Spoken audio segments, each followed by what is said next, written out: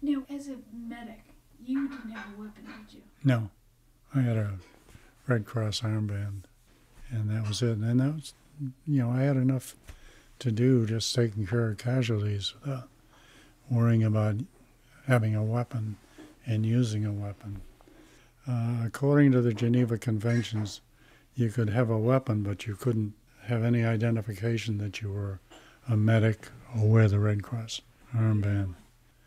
But we also felt that if we had carried a weapon, we wouldn't be able to concentrate on our job as medics, and we weren't qualified, to fire weapons.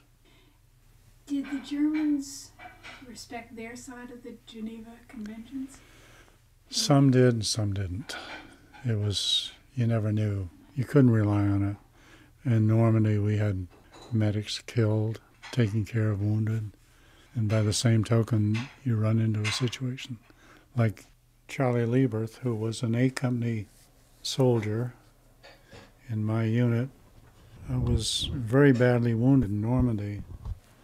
He was probably struck by explosives fired by an 88 millimeter from a tank. And he was bleeding and had fractures and shrapnel throughout.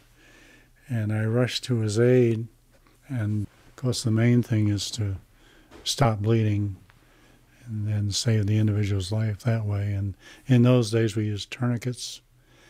And as I was working on him, administering first aid, a German tank started coming down the road, and Charlie recognized this. He knew what was going on, even though he'd been badly wounded. And all of a sudden he said, Mrgan, get the hell out of here. He says, this tank coming along the road, there's no point in both of us being killed.